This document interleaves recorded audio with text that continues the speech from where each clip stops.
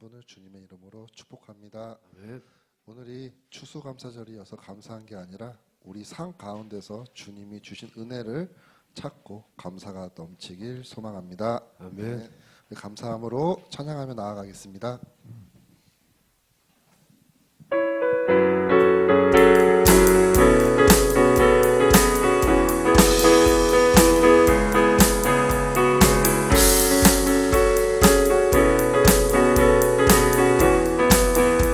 감사와 찬양 드리며 감사와 찬양 드리며 주 앞에 나세 크고 강대하신 주 이름 그의 성소에서 주를 찬양해 나쁜 소리로 찬양하며 비파와 수금으로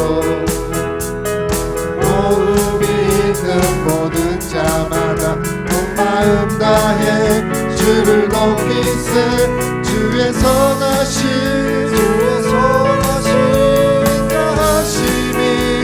인자하심이 주의 선하심과 인자하심이 영원하시도다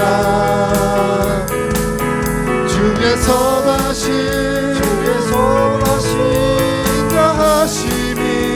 인자하심이 주의 선하심과 인자하심이 영원하시도다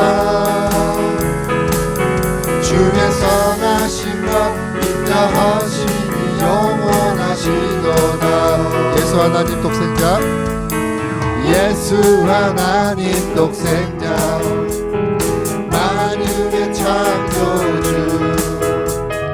모두 다 그 앞에 나아가 목소리 높여 주를 찬양해 나쁜 소리로 찬양하며 비파와 수금으로 호흡이 있는 모든 자마다 온 마음 다해 주를 높이세 주의 선하심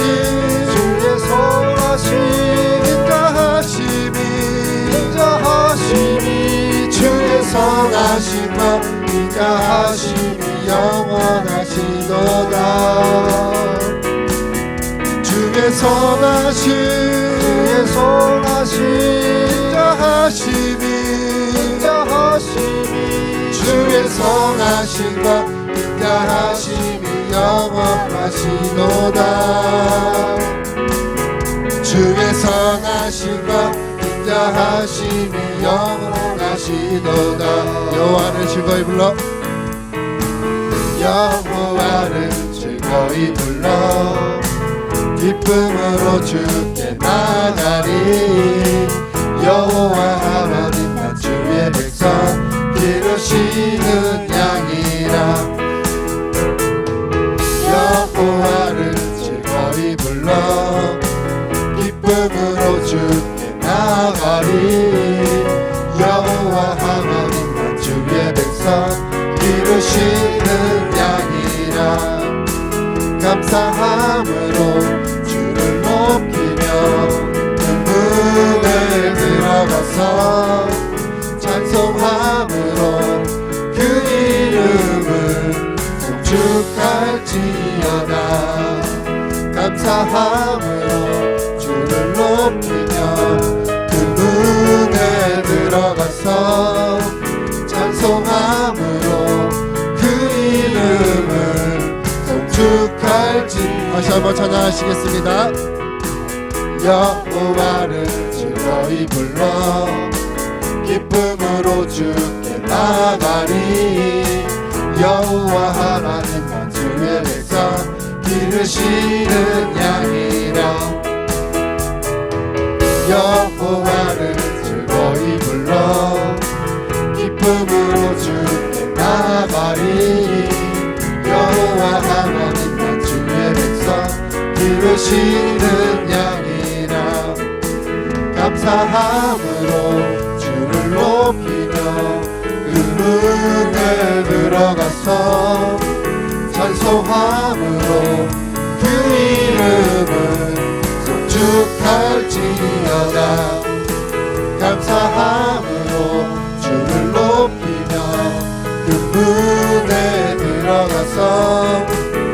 찬송함으로 그 이름을 송축할지어다 송축할지어다 송축할지어다 송축할지어다 송축할지어다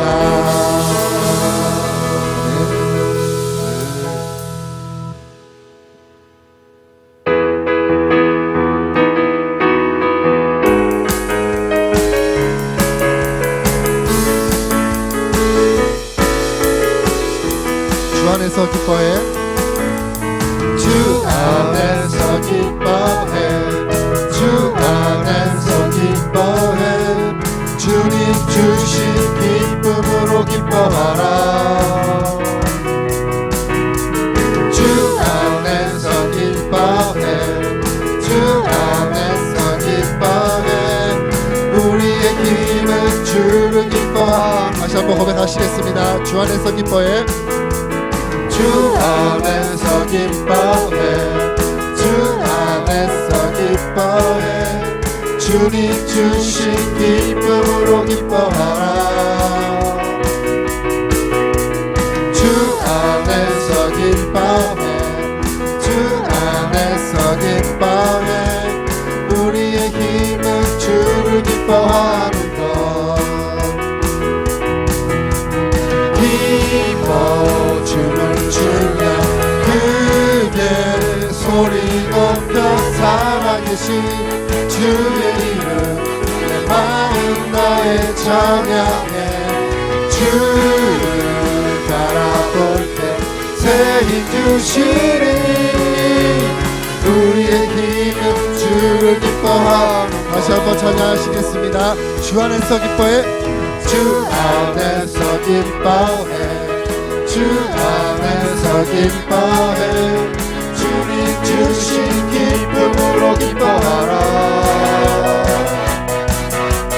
주 안에서 기뻐해 주 안에서 기뻐해 주님 힘은 주를 기뻐하는 것 기뻐 춤을 추며 크게 소리 높여 살아계신 주의 이름 내 마음 다해 찬양해 주를 바라볼 때 새 힘 주시리 우리의 힘은 주를 기뻐하는 것 무화과 나무 마르고 무화과 나무 마르고 포도열매 없어도 주님을 함께 하시니 나는 기뻐하고 즐거워하리로다 기뻐 춤을 추며 크게 소리 높여 살아계신 주의 이름 내 마음 나의 찬양해 주를 바라볼 때 새 힘 주시리 우리의 힘은 주를 기뻐하는 우리의 힘은 주를 기뻐하는 것 우리의 힘은 주를 기뻐하는 우리의 힘은 주를 기뻐하는 것 우리의 힘은 주를 기뻐하는 것 할렐루야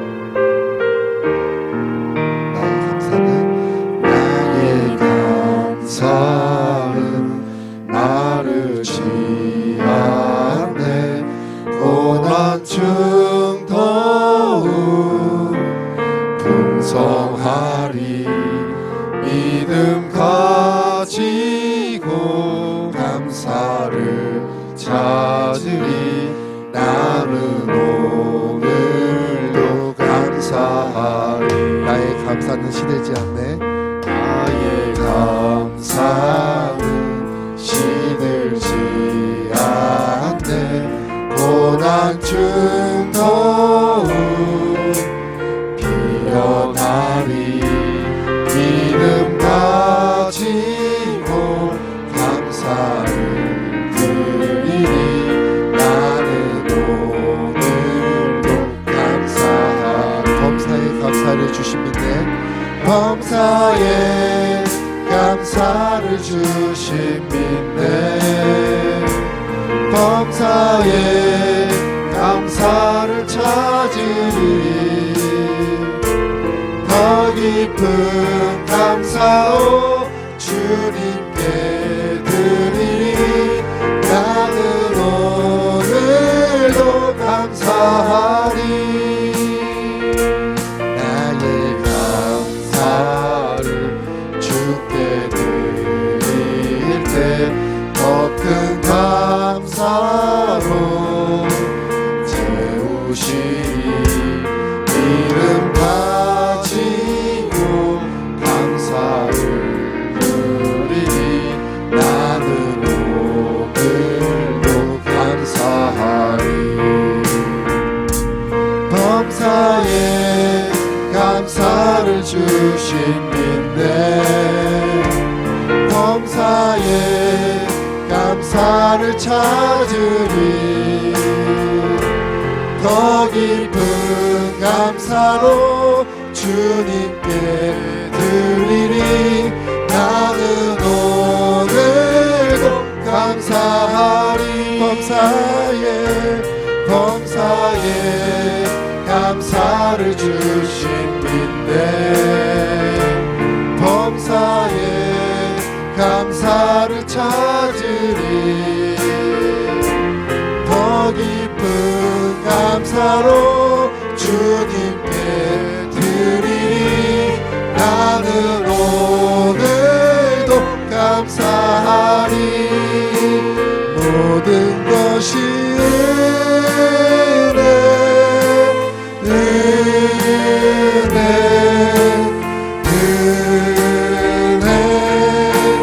한없는 은혜.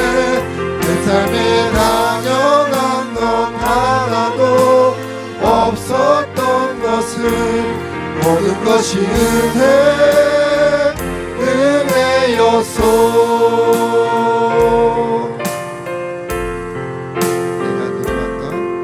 내가 누려왔던 모든 것들이, 내가 지나왔던 모든 시간이, 내가 걸어왔던 모든 순간이 당연한 것 아니라 은혜였소. 아침 해가 뜨고 저녁에 노을, 봄의 꽃향기와 가을의 열매, 변하는 계절의 모든 순간이 당연한 것 아니라 은혜였소. 2절 고백하시겠습니다. 내가 이 땅에 태어나 사는 것, 내가 이 땅에 태어나 사는 것,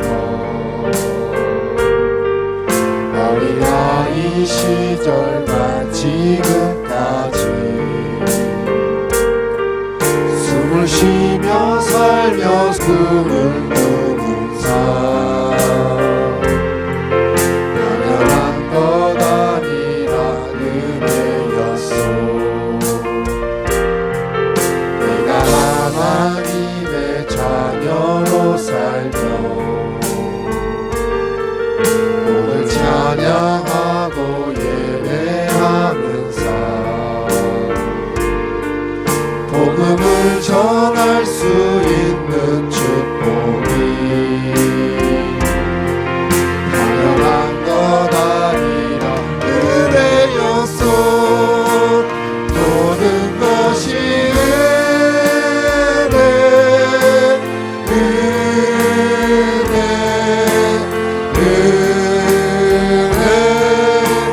하나는 은혜. 내 삶에 당연한 것 하나도 없었던 것을, 모든 것이 은혜였소. 모든 것이 은혜, 모든 것이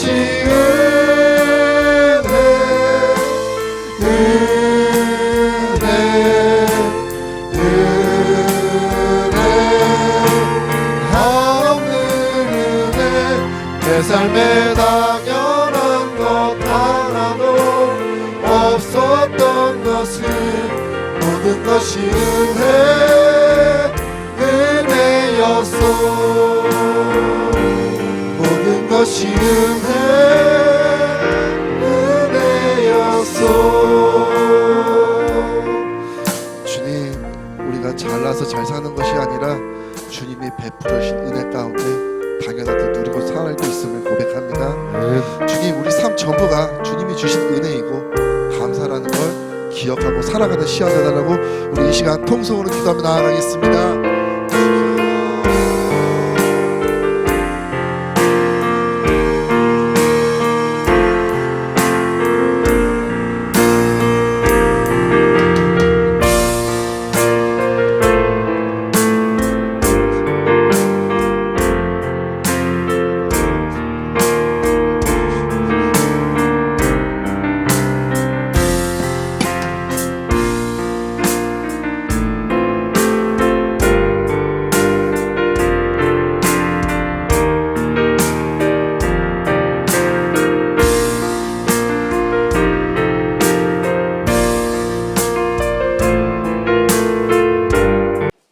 한 절씩 돌아가면서 있습니다.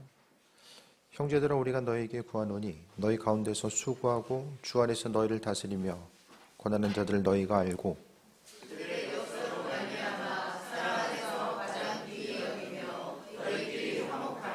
또 형제들아, 너희를 권면하노니 게으른 자들을 권계하며 마음이 약한 자들을 격려하고 힘이 없는 자들을 붙들어주며 모든 사람에게 오래 참으라.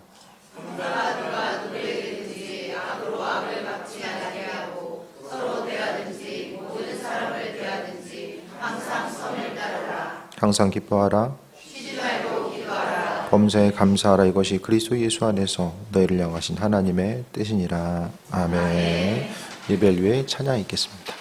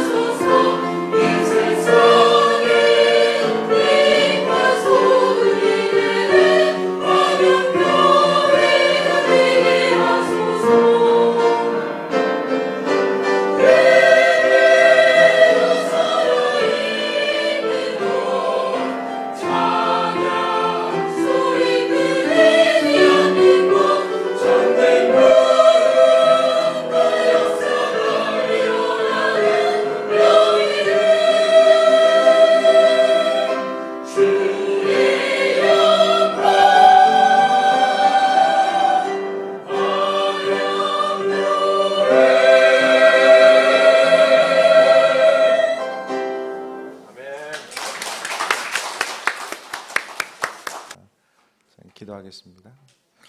주님 감사합니다.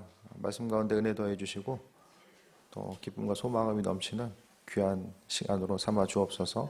주님의 선하신 뜻을 비춰주시고 또 말씀이 능력이 되는 시간 되게 없어서 예수님의 이름으로 기도드립니다. 아멘. 추수감사주일이 이제 한 해에 대해서 하나님 주신 은혜 또 여러 가지 것들을 좀 돌아보고 감사의 제목에 대해서 조금 더 생각해보는 특별히 한 주간 또 이 절기를 준비하면서 무엇보다도 감사에 집중하는 시간이잖아요. 좀 감사의 제목들에 대해서 생각을 좀 해보셨습니까? 감사의 것들 어떠세요?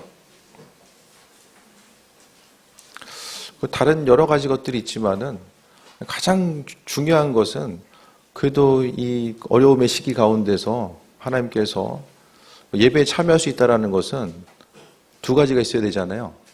움직일 수 있는 건강이 있어야 되고 또 믿음이 있어야 되잖아요. 믿음 주시고 건강 허락해 주셔서 또 성전에 올 수 있는 것. 목회도 마찬가지입니다. 또 여러 가지로 이 시대 가운데서 좀 교회를 섬기고 나아가는 것이 힘들고 어려운 시기라고 이야기하는 이때에 그래도 하나님께 대한 소망 두고 또 믿음이나 마음 흔들리지 않고 주를 향해 선신하고 나아갈 수 있는 것도 참 하나님의 은혜가 아닌가라는 생각을 좀 다시 한번 해보게 되었습니다.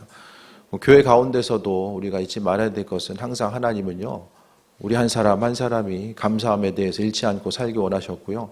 무엇보다도 인생에 있어서의 그 감사를 아는 이들은 그래도 기쁘고 행복한 삶을 살아갈 수 있게 됩니다. 그래서 매번 이렇게 추수감사 주일 또 절기는 다가오지만은 그 가운데서 소출에 대해서 거두고 하나님께 나아가는 것. 농경 사회 가운데서는요, 이 소출 자체가 분명하게 보이잖아요. 그래서 그 소출을 바라보면서 하나님께서 그래도 여러 가지 환경을 주셔가지고 비와 바람 또 적절한 물 하나님께서 주신 것 가운데서 소출을 얻을 수 있다는 것에 대해서 감사하며 올 수 있었고 또 이제 현대 도시 교회 가운데서도 항상 잊지 말아야 될 것은 하나님께서 이 모양 저 모양으로 감사의 조건들에 대해서 허락하셔서 여기까지 왔다라는 것을 다시 한번 돌아볼 수 있게 되길 바랍니다. 이 감사라는 게요, 주변 환경 가운데서 우리가 많이 발견하거든요. 예를 들어서 똑같이 차 타고 가다가 옆 사람은 다쳤는데 나만 안 다쳤어. 그럼 참 감사할 거예요. 그런데 그보다 더 감사한 것은 아예 사고가 없는 게 더 감사한 거잖아요. 일상적으로 반복되는 하루가 우리에게 있어서의 참 지루함으로 다가올 때도 있겠지만은 그 하루하루의 삶의 모습 자체가 우리에게 있어서 감사의 조건이 되고 또 감사의 제목이 되고 그 욥기를 보면요. 하나님이 믿는 한 사람 한 사람을 향해서 그 울타리를 쳐주고 있다라는 말씀을 하고 있거든요. 그분의 장중 안에 우리가 보호함받고 있고 인도하심 따라 살아가고 또 평범한 일상 가운데서도 하나님의 은혜가 있고요. 또 환난과 어려움을 만났을 때 그것 때문에 삶의 근본적인 것들이 흔들리지 않고 감사를 빼앗기지 않고 그래도 믿음의 자리에서 하나님 바라보면서 인생을 살아갈 수 있는 것 자체가 또 감사의 제목과 조건이 아닌가라는 생각을 좀 해보게 됩니다. 세상을 바라보면요, 여러 가지 이제 보여지고 들려지고 다양한 것들이 이제 많이 이제 주어지잖아요. 심지어는 뭐 지구 반대편에 있는 전쟁의 소식 또한 실시간 전쟁이 어떻게 움직여지고 어떻게 상황이 어떻게 되는지를 다 보고 듣고 접하는 시대를 살아가고 있습니다. 그러니까 내 옆에 있는 내 주변에 있는 문제만 보기도 쉽지 않은데 우리는 원하든 원치 않든지 간에 지구 반대편의 이 분쟁의 소식까지 계속해서 들어야 되는 상황들이 있죠. 이 많이 알고 접할 수 있다는 게 좀 삶을 살아가면서 도움이 될 때도 있지만 이 많이 아는 것으로 인해서 오히려 더 마음과 생각을 빼앗기고 신경 써야 되는 일들이 많아지는 것 같아요. 세상에 이제 여러 가지 환경들, 풍조들, 또 주변에서 일어나는 일들, 또 세계적으로 나타나는 모든 상황들에 뭐 여러 가지 이제 한마디로 정리할 수 있는 여러 가지 키워드들이 있겠지만은 제가 생각하기에는 갈등 같아요. 갈등을 중심으로 해서 주변 만물들을 바라보세요. 그러니까 갈등이 모든 부분 가운데서 계층 가운데서 그러니까 갈등의 요소가요. 점점 더 이전에는 뭐 이제 옛날에 초창기에는 전쟁 당시에는 어떻게 됩니까? 전쟁 당시에 우리나라에 세대 갈등이 있었을까요? 6.25 직후의 세대 갈등. 그거 별로 없었을 거예요. 진영 갈등은 있었지만 세대 갈등이 생겨지고요. 점점 더 갈등의 요소가 세분화됩니다. 예. 그 세분화되는 갈등이요. 어떤 경제적인 것뿐만 아니라 또 사회, 문화 모든 계층 또 이제 세계 한 사람 한 사람 바라봤을 때에 그 세계에 있어서의 사람들 또 국가들도 마찬가지입니다. 점점 더 다변화돼요. 세상의 모든 사람들이 많은 부분에 있어서 다변화되고 생각과 환경과 모든 것들이 다르다 보니까 다르다라는 것이 더 많은 것들을 포용하고 인정하고 나아가는 것이 아니라 이 다른 것 때문에 오히려 더 갈등이 많아지는 이 시대를 살아가게 됩니다. 그러면요, 좀 동의가 되십니까? 세상에 갈등이 많다라는 것에 대해서. 예. 내 내면에 있는 갈등, 또 내 가족들, 주변 상들의 갈등, 또 이것을 넘어서서 나라와 민족과 세계 여러 가지 갈등의 요소 가운데서 우리가 그 치열한 갈등의 상황 가운데서 삶을 어떻게 살아가야 되는가, 삶에 있어서의 분명한 기준과 이 목적들이 있어야 되거든요.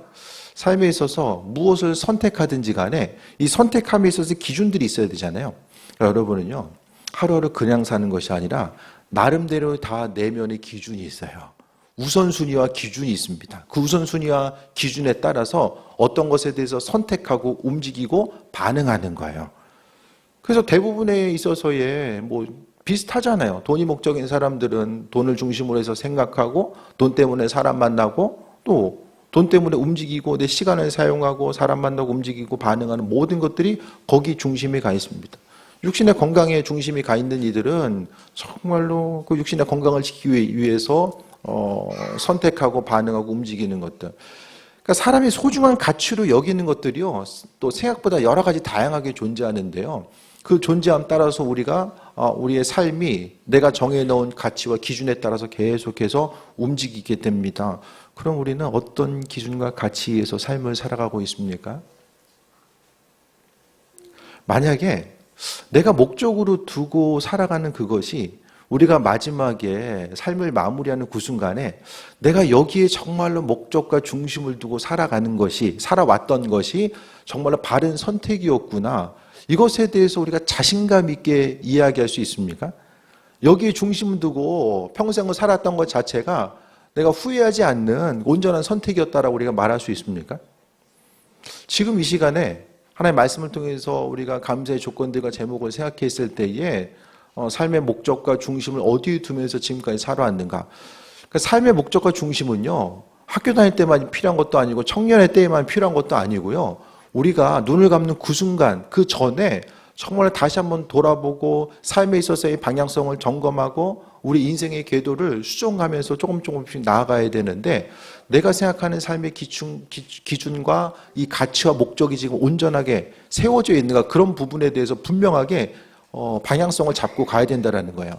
신앙인은 하나님 말씀의 중심을 두고 살아가게 됩니다.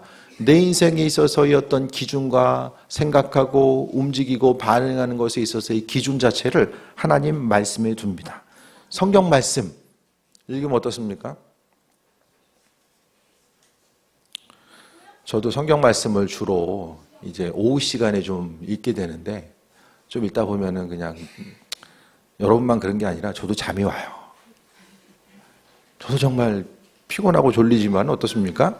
그 순간을 조금 뚫고 나아가서 하나님의 말씀에 대해서 읽다 보면, 그러니까 말씀에 대한 기준과 가치가 무엇인지 아는 사람들은 이 말씀의 중심을 두고 또 온전한 삶을 살아가게 되는 거죠.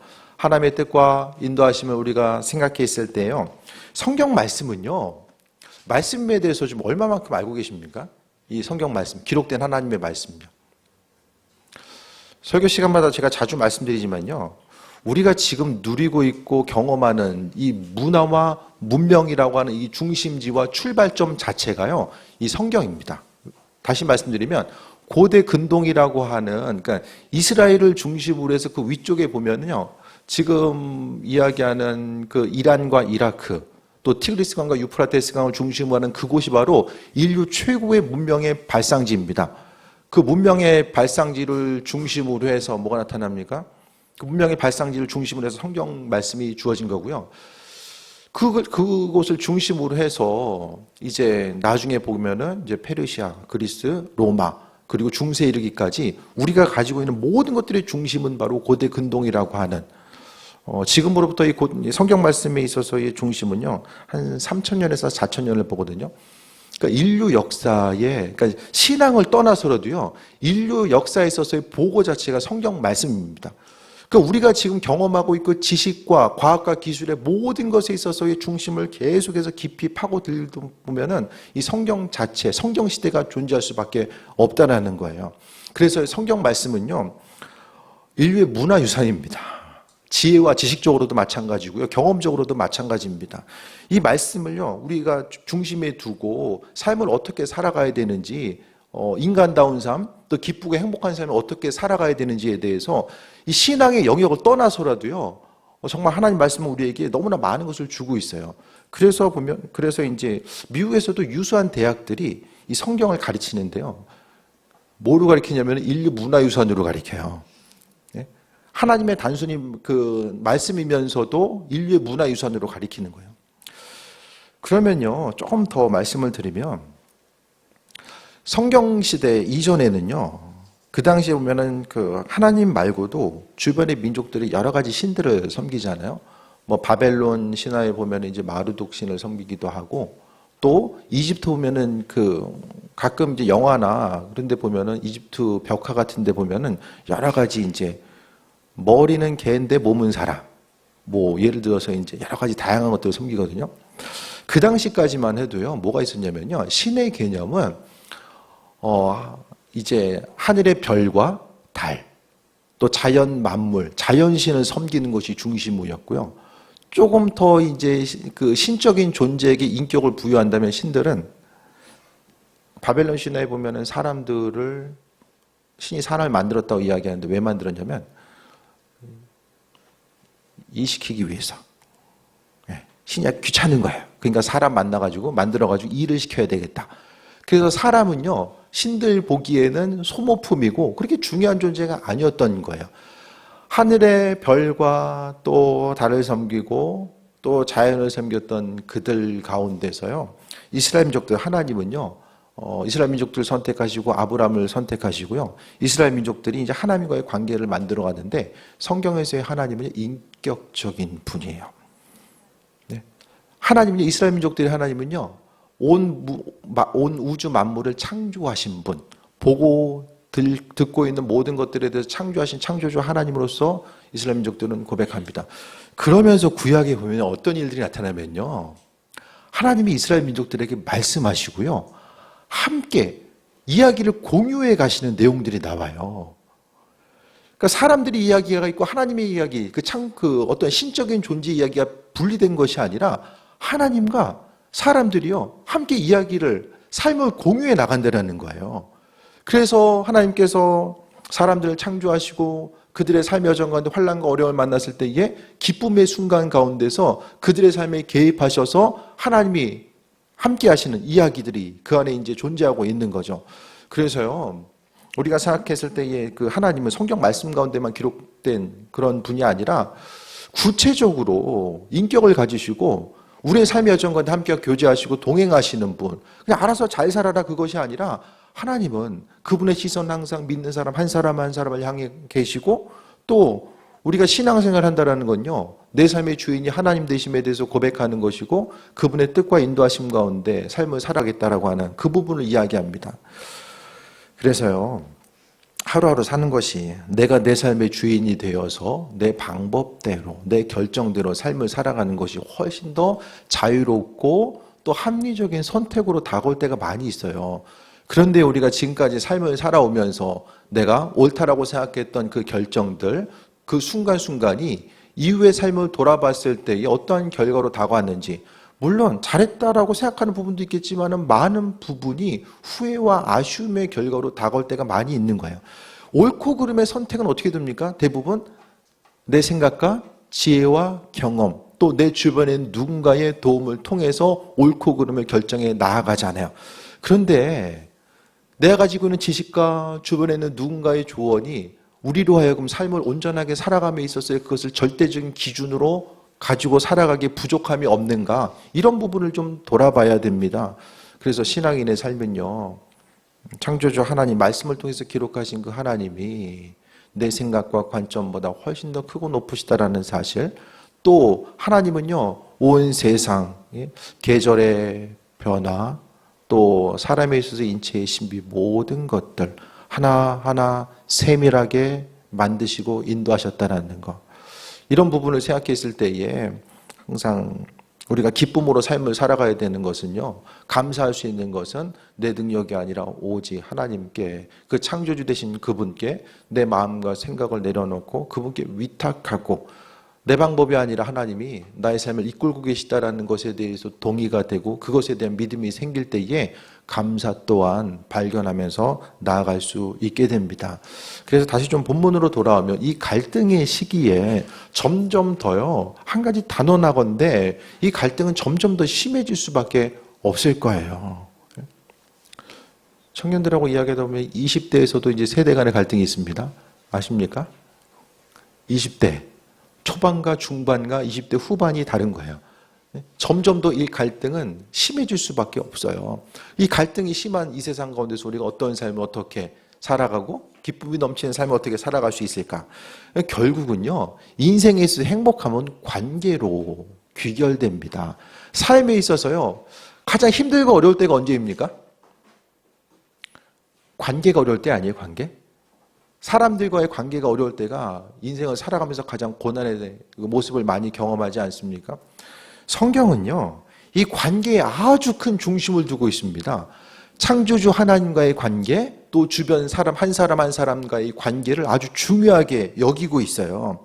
그래서 이 마지막 때, 주님 오심의 때가 가까우면 가까울수록 우리 한 사람에게 오늘 데살로니가를 통해서 말씀하고 있는 건요, 12절부터 보면, 형제들아 우리가 너에게 구하노니 너희 가운데서 수고하고 너희를 다스리며 권하는 자들을 너희가 알고, 교회 가운데서요, 교회 리더들과 또 교회에 속한 이들과의 이 관계성 자체를 먼저 이야기하고 있습니다. 그 담임 목회자의 관계성이 좀 문제가 생기면요, 말씀이 안 들립니다. 아무리 좋은 얘기를 하더라도 하나님의 말씀을 이야기해도 말씀이 들릴 수가 없어요.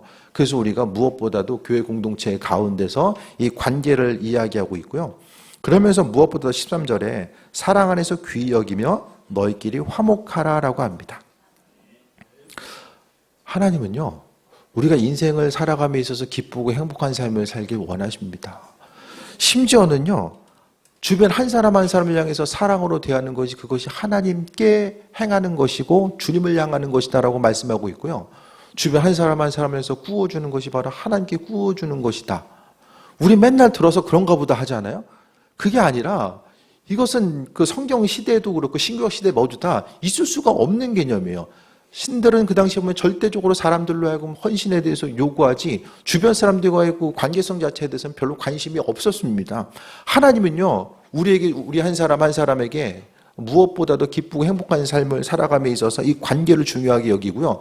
신약뿐만 아니라 구약에서도 무엇보다도 율법에 있어서요, 정말 그 하나님과의 관계성에 있는 제사법보다 관계의 법을 아주 더 중요하게 강조하고 있어요. 그래서 신앙생활에 승리하는 방법은요, 주님 보시기에 합한 신앙인의 모습은 이 관계를 어떻게 가지고 가느냐가 중요한 거죠. 그런데요, 대부분 교회 안에서 모이는 이들은 공통점이 사실 별로 없어요. 정말 별로 없어요. 성향도 다르고요, 생각도 다 달라요. 그럼에도 불구하고 한 교회 공동체로 모일 수 있는 것은 공통점은 예수님밖에 없습니다. 그래서 교회 공동체 안에서 그 예수님 말씀하신 그 사랑의 모습이 있어야지만이 이 마지막 때 분쟁과 갈등의 때가 이것이 이제 해결되고, 또 이 분쟁 가운데서도 기쁨과 소망함을 가지고 살아갈 수 있는 것은 하나님 말씀대로 그대로 움직이고 반응하고 살아가는 것, 그것밖에 없다라는 것을 말씀드립니다. 그래서 근데 이제 데살로니가서를 통해서요, 사랑 안에서 귀히 여기며 서로 화목하라는 얘기를 왜 했을까요? 교회가 쉽지 않은 거예요. 데살로니가 교회가 다양한 계층의 사람들이 갑자기 모이다 보니까 그 안에서 어려움들이 있는 거예요. 그래서 교회가 교회됨이 무엇인가? 또 하루하루 교회 공동체로서 어떻게 살아갈 것인가를 이야기하면서 무엇보다도 교회 리더들과의 또 교회 공동체 한 사람 한 사람과의 이 사랑의 관계에 대해서 먼저 말씀하고 있습니다. 사랑 안에서 귀하게 여기라고 이야기합니다. 신앙생활하는 이유와 목적이요, 좀 내 인생 가운데 부족함이 좀 채워지고 앞으로 힘들고 어려운 일을 다 피해가고 뭔가 행복한 삶, 그러니까 내가 중심이 되어서 내가 조금 더 쉽고 편안하고 잘 되는데 목적을 두게 되면요, 교회 공동체는 뭐가 됩니까? 이 지옥이 됩니다. 주변 교우 한 사람 한 사람도 나를 위해서 존재하는 사람들이 돼버리거든요. 그런데 하나님의 공동체는요, 무엇보다도 하나님의 사랑과 인도하심, 이 말씀 가운데서는요, 무엇보다도 이 신앙의 중심은 교회가 아니라 교회 밖에서가 훨씬 더 중요한 부분으로서 작용됩니다. 그러니까 주변 공동체가요, 내가 속한 곳이 나 때문에 뭔가 이 갈등과 분쟁 가운데서의 한 가지 더 어떤 분쟁 요소를 얹어놓는 것이 아니라 정말 내 안에 주님의 사랑이 있고 내 안에 그리스도 예수 주님의 계심으로 말미암아 그 분쟁의 요소들이 조금 더 편안한 방향으로 움직이고 또 주님의 사랑 가운데 기쁨과 소망함이 넘칠 수 있는 것, 그 일들을 향해서 주님께서 우리를 불러주셨습니다. 이 성경 보면요, 예수님 믿으면 그냥 날마다 기쁘고 평안하고 그냥 힘들 일도 없고 그걸 이야기하는 것이 아니라 신약 시대도 보면요, 얼마나 사도들이 얼마나 그 많은 어려움을 경험하고 신앙 공동체로 삶을 살아감에 있어서 환난과 어려움을 당합니까? 그러니까 교회 공동체는요, 예수님 때문에 당하는 어려움을 당연한 것으로 여겼어요. 신앙적인 핍박뿐만 아니라 주님의 말씀대로 삶을 살아가는 것 자체가요, 여러 가지로 힘들고 어려운 상황, 다른 사람들을 도와주려면 어떻게 해야 됩니까? 다른 사람을 귀하게 여기고 서로 화목하려면 어떻게 해야 되죠? 누군가의 헌신이 필요한 거죠. 그래서 신앙생활 한다는 건요, 주님의 사랑과 헌신, 그것이 내 마음에 있어서 서로 섬기는 부분들이 마음속에 없으면 그 일들을 감당할 수 없고요. 또 한 가지는요, 작은 헌신이라고 할지라도 작은 수고라고 할지라도 한 가지 중요한 건 우리는 할 수 없다라는 거예요. 우리는요, 내 한 몸 간수하기도 힘들어요. 내 마음과 생각을 지키기도 힘들고요. 우리 너무나도 연약함이 있습니다. 그 연약함 때문에 이 말씀을 통해서 뭐 귀히 여기고 화목하고 이런 부분이요, 한 가지 한 가지가 어떻게 생각하나 다 부담으로 다가올 수밖에 없거든요. 그렇기 때문에 성경은요, 이 모든 것들을 예수님께서 내 안에 계시고 내 안에서 나를 통해서 예수님께서 그 수많은 일들을 행하시겠다라고 말씀하는 거고요. 주님과의 관계성이 온전히 서 있으면 섬기는 것도 기쁨이 되고요, 나누는 것도 기쁨이 되고 모든 것이 소망 가운데 나아갈 수 있게 됩니다. 또 구체적으로 보면 14절부터 또 형제들아 너희를 권면하노니, 그러니까 사랑 안에서 귀히 여기고 너희끼리 화목하고 이런 부분들 12절에서 13절 가운데서 이야기하는 부분이요, 구체적으로 우리의 삶의 여정 가운데 어떻게 적용되어야 되는지를 말씀하고 있어요. 또 형제들아 권면하노니 게으른 자들을 권계하며, 게으른 자들을 어떻게 합니까? 책망하는 것이 아니라 권면하라고 이야기하고 있고요. 마음이 약한 자들을 격려해주고 힘이 없는 자들을 붙들어주고 모든 사람에게 오래 참으라라고 합니다. 이 세상 가운데 이게 가능합니까? 어떠세요? 이 세상에서 이게 통용되는 일이에요? 여러분이 각각의 속한 곳에서 이와 같은 일들이 통용됩니까? 여러분이 속한 사회, 그곳에서 이 성경 말씀이 이루어질 가능성이 있습니까? 쉽고 편안하게 이 말씀 지킬 수 있는 부분이 한 구절이라도 있습니까? 그런데 오늘 주님은요, 그것을 우리에게 하라고 말씀하고 있고 예수님께서 행하시겠다라고 말씀하고 있어요. 게으른 자들을 권계하고 마음이 약한 자들을 격려하고 힘이 없는 자를 붙들어주는 것이, 또 모든 사람에게 오래 참으라. 오래 참지 않으면 이거 위에 있는 세 가지 것들을 할 수 없죠. 오래 참을 수 있는 것, 우리가 정말 힘들어하는 그 참을 수 있는 것 자체가 주께서 우리에 대해서 오래 참으심 같이 우리의 삶의 여정 가운데 그 일을 행하시겠다는 거고요. 15절에 누구에게든지 악으로 악을 갚지 말게 하고 서로 대하든지 모든 사람을 대하든지 항상 선을 따르라라고 합니다. 신앙생활 하는 게요, 정말 쉽지 않습니다. 믿음 생활이 쉽지 않아요. 쉽지 않은 게요, 시간을 구별해서 예배의 장소에 나가야 되고 또 헌신하고 봉사하고 예물 드려야 되고 이 차원의 쉽지 않음을 이야기하는 것이 아니라 결국 믿음 생활은요. 교회 밖을 나가서 여러분이 속한 그곳에서 믿음 생활이 이루어져야 돼요. 근데 이 믿음 생활 가운데 나로 힘들게 하는 사람, 나에게 있어서의 작은 피해를 주는 누군가도 마음에 참지 못할 때가 있는데 그 모든 사람을 향해서 오늘 말씀의 그런 내용들은요.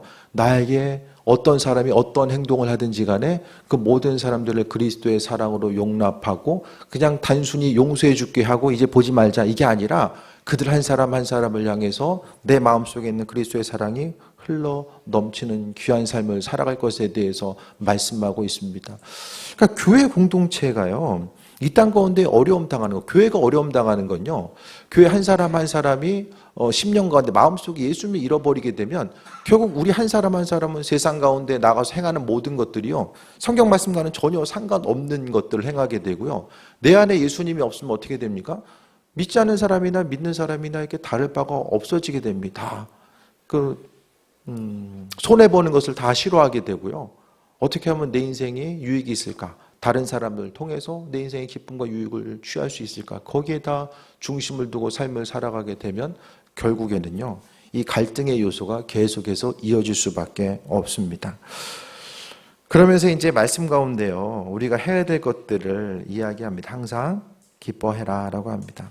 16절부터의 내용은요, 우리가 하나님의 백성으로서의 삶을 살아가고 또 먼저 성경 가운데 행하라는 것들을 다 행하기 위해서는요, 앞서 말씀드렸던 것처럼 예수님이 내 안에 계셔야만 가능합니다. 그래서 인생의 참된 기쁨과 행복, 그러니까 그분이 내 인생의 목적이 되어서 또 주인이 되셔서 계시면요, 그러니까 주님의 시선으로 세상을 바라봐요. 중요한 것과 중요하지 않은 것들이 온전히 분별할 수 있게 되고요. 내가 당장 지금 화내야 될 것인가 아닌가, 이것이요 내 생각과 원래 본성대로 판단하는 것이 아니라 주님의 시선으로 한 가지 한 가지를 바라보게 되는 거죠. 그래서 주님과 항상 교제하는 삶을 위해서 항상 기뻐하라라고 합니다. 항상 기뻐하라고 말씀합니다. 쉬지 말고 기도하라. 범사에 감사하라. 기쁨과 기도와 감사의 모습, 이것이 그리스도 예수 안에서 너를 향하신 하나님의 뜻이다. 그러니까 결국 예수님이 내 안에 계시지 않으면 이와 같은 일을 할 수 없는 거야. 내 마음의 기쁨도.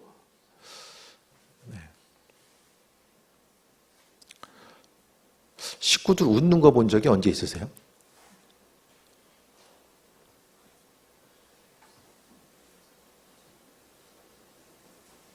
웃는 거.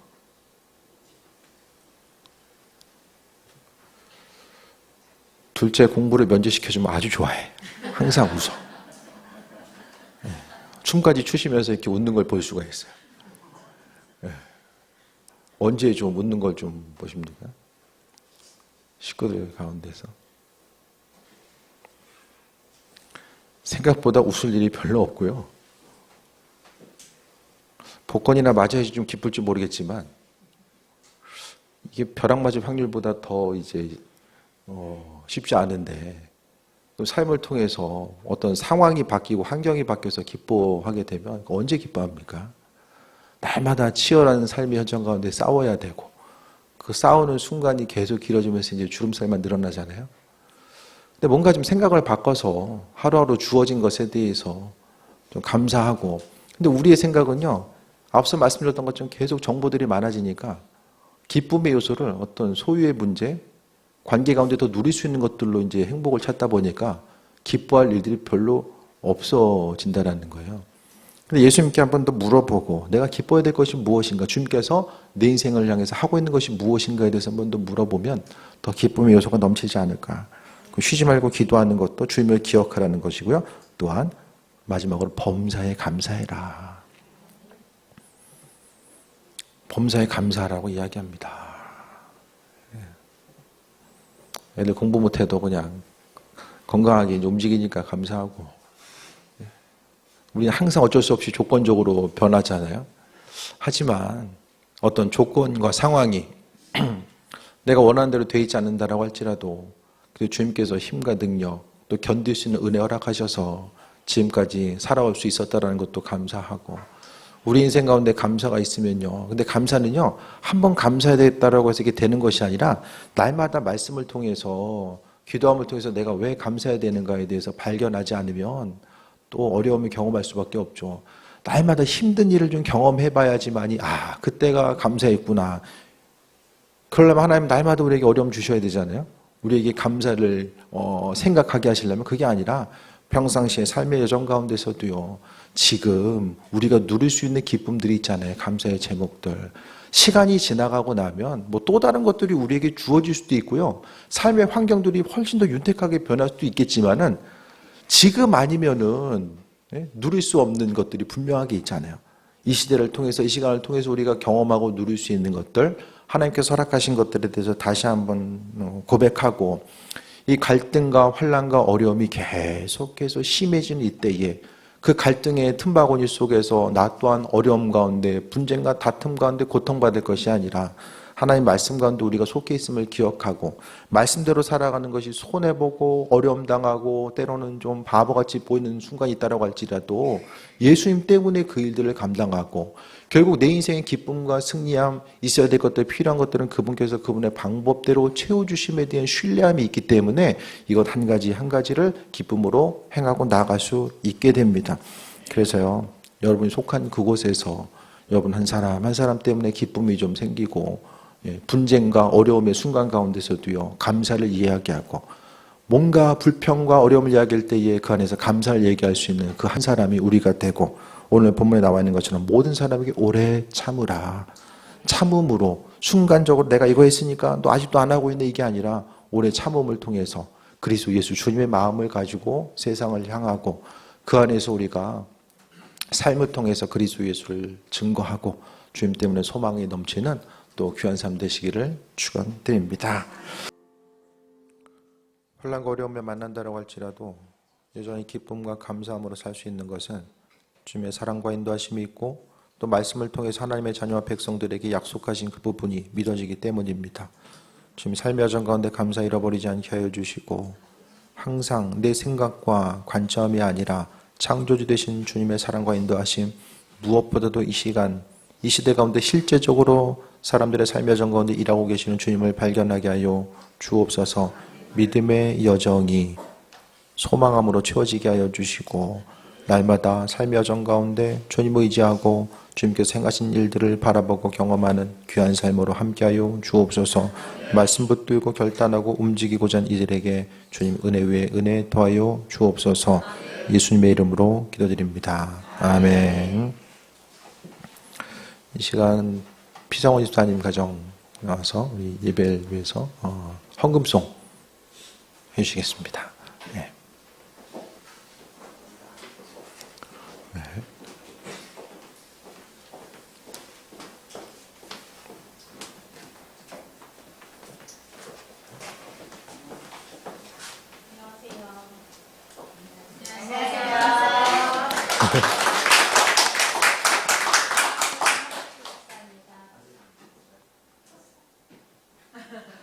저희가 이제 작년에 추수감사절쯤에 제가 이제 갑상선암 수술을 하고 그 사람은 심박세동으로 입원을 하면서 이제 어려운 한 해를 보냈었는데요.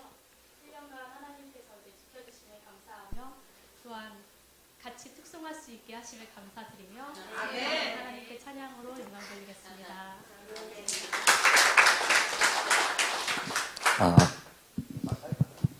나와요.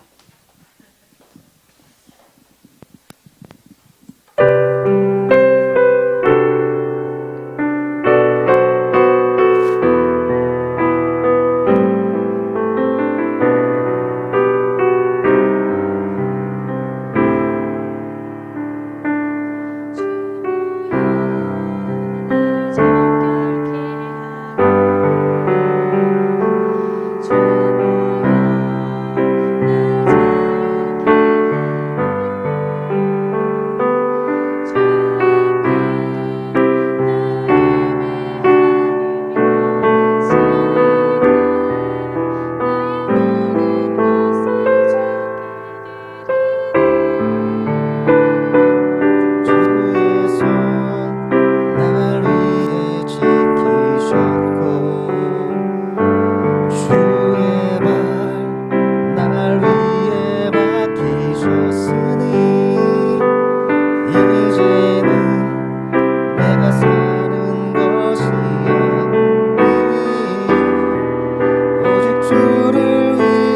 사는 것이라.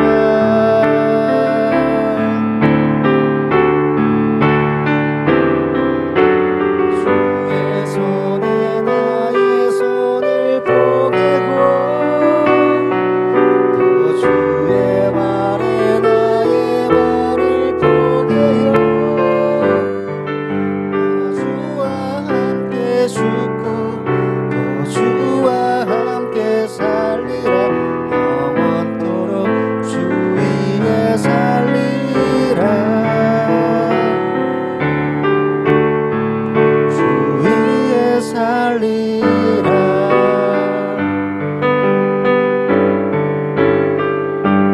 주 보혈 날 정결케 하고 주 보혈 날 자유케 하니 주 앞에 나 예배하는 이 시간 나의 모든 것을 주께 드리네. 주의 손 날 위에 지키셨고 주의 발 날 위에 박히셨으니 이제는 내가 사는 것이 아니요 오직 주를 위해 사는 것이라.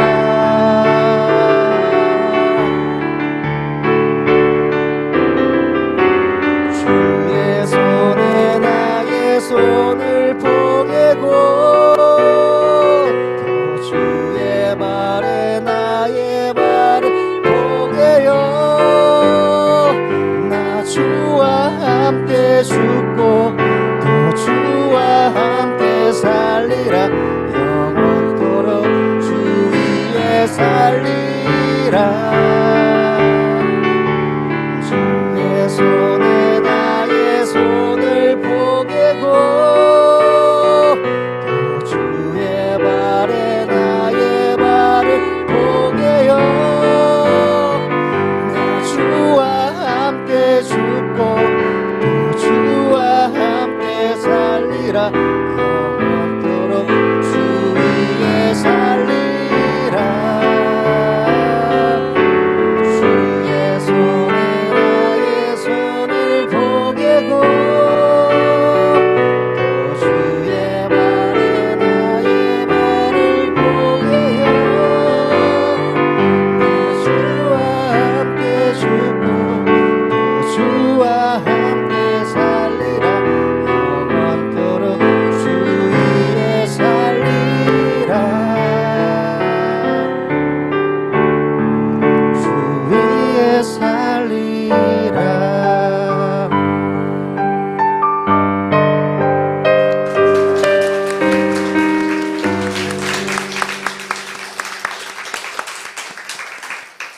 네, 감사합니다.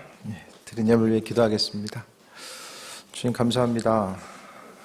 모든 것 주님의 은혜임을 고백하며 또 지금까지 역사하신 것, 우리의 삶의 여정과 함께 하신 것 감사드립니다. 주님께 감사를 영광 돌리신 이들 아버지께서 더 큰 은혜와 감사의 조건들로 채워주시고 삶의 여정 가운데 힘과 능력으로 일하여 주옵소서. 샘을 얻을 수 있는 힘과 능력 또한 주께서 허락하신다라 말씀하셨사오니 그 능력으로 역사하여 주시고 주님의 공급하심과 일하심을 삶의 여정 가운데 날마다 경험하게 하여 주옵소서. 예수님의 이름으로 기도드립니다. 아멘. 안녕하세요. 오늘 생일 왔고요. 성도님이 깊은 마음으로 인사 한번 나눠보시겠습니다. 성도님 얼굴 과연